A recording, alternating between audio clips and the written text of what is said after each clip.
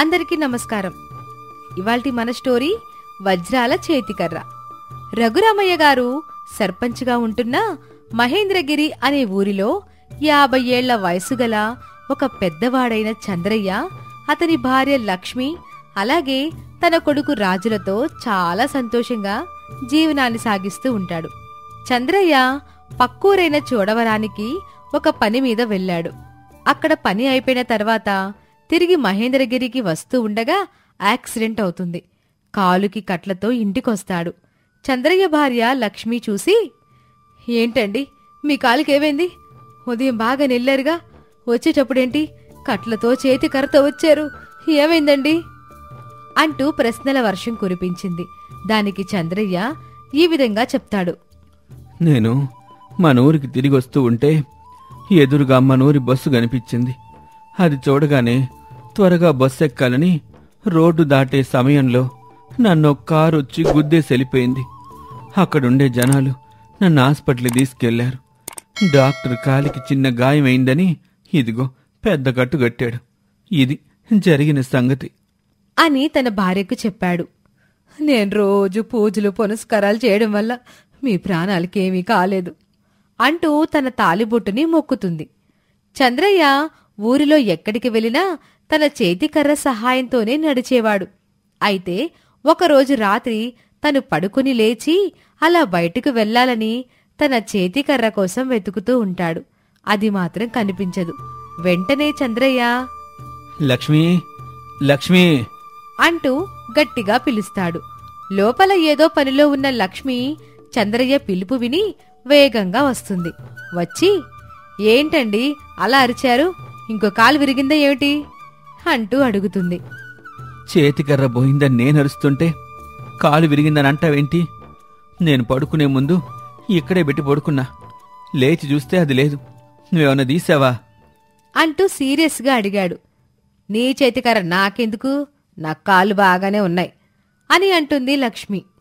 రఘురామయ్య గారి దగ్గరికి వెళ్తే ఎవరు దొంగతనం చేస్తారో ఆయన చెప్తాడు అనుకుని రఘురామయ్య ఇంటికి చంద్రయ్య కుటుంబం మొత్తం వెళ్తుంది. రఘురామయ్య బయటికి రాగానే, నమస్తే రామయ్య గారు. నమస్తే చంద్రయ్య. ఏంటి కుటుంబంతో వచ్చావు? ఏంటి విషయం అని అడుగుతాడు. నేను పక్కూరికి చోడవరానికి వెళ్ళొస్తుంటే చిన్న యాక్సిడెంట్ అయిందండి. నడవడం కష్టంగా ఉండి చేతికర్రను తెచ్చుకున్నాను. నిన్న రాత్రి నా పక్కన పెట్టుకుని పడుకున్నా. తెల్లారుజామున లేచి చూస్తే చేతికర్ర లేదు.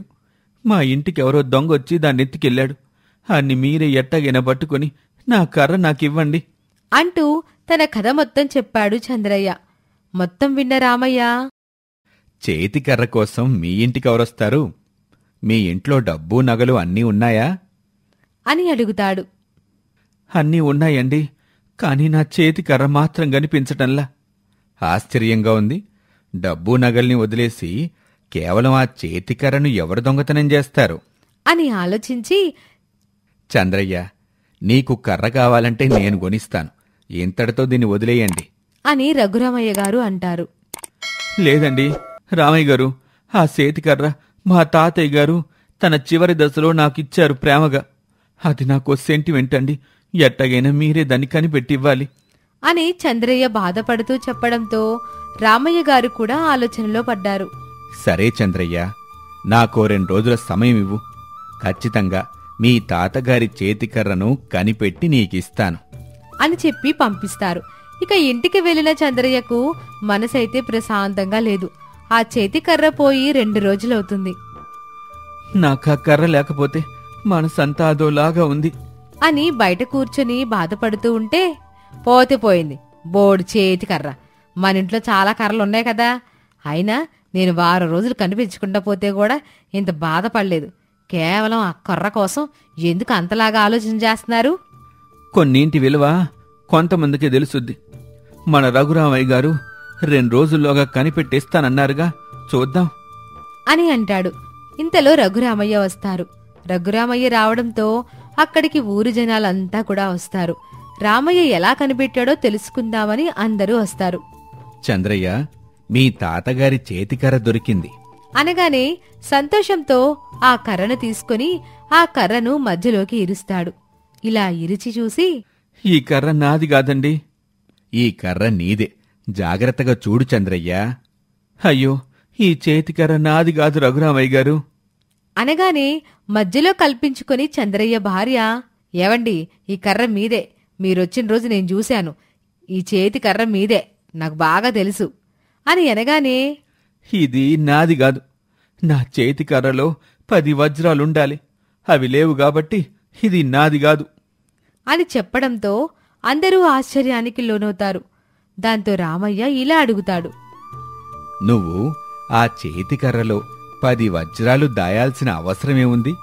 అయినా నీకా వజ్రాలెక్కడ్నించొచ్చాయి? అంటే అది మాకు మా నాన్నగారిచ్చారు. అయినా వాటి గురించి చెప్పాల్సిన అవసరం లేదు అని తడబడుతూ చంద్రయ్య చెప్పడంతో, ఆ అవసరం మహేంద్రగిరి సర్పంచ్ అయిన నాకుంది. గోపయ్య గారు, మీర్రండి. అని గోపయ్యను పిలుస్తాడు. వెంటనే గోపయ్య వచ్చి నిలుచుంటాడు. గోపయ్యను చూసిన చంద్రయ్య బాగా టెన్షన్ పడిపోతూ ఉంటాడు. ఆ టెన్షన్ పడ్డం చూసిన చంద్రయ్య భార్య, ఎందుకంటే టెన్షన్ పడుతున్నారు? ఇప్పటి వరకు బాగానే ఉన్నారుగా, ఉన్నట్టుండి ఏమైందంట మీకిప్పుడు అని అడుగుతుంది. మీ ఆయన ఎందుకలా భయపడుతున్నారో నేను చెప్తాను, వినండి. గోపయ్య దగ్గర వజ్రాలు దొంగతనం చేసి అవి మామూలుగా ఊరికి తీసుకొస్తే పట్టుబడతానని, మీకు ఎలాంటి యాక్సిడెంటు కాకపోయినా యాక్సిడెంట్ అయినట్టుగా కాలికి కట్టుతో, చేతి కర్రతో, ఆ కర్రలో వజ్రాలతో నువ్వింటికొచ్చావు. ఇదే గదా చంద్రయ్య జరిగింది? అవును రఘురామయ్య గారు, అవును, మీరు చెప్పింది నిజమే. కానీ ఇదంతా మీకెలా తెలుసు? నువ్వు నా దగ్గరకొచ్చి వెళ్ళినప్పట్నుండి నేను నీ గురించి ఆరా తీయడం మొదలుపెట్టాను. అసలు మీ తాత నువ్వు పుట్టకముందే చనిపోయాడు. అలాంటి వ్యక్తి నీకు తన చేతికర్రను ఎలా ఇచ్చాడు? నాకు అక్కడే అనుమానం.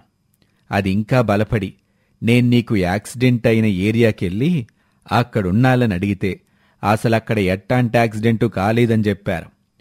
అక్కడే నాకు గోపయ్య కూడా పరిచయం అయ్యాడు. గోపయ్యకు జరిగిన విషయం మొత్తం చెప్పాను.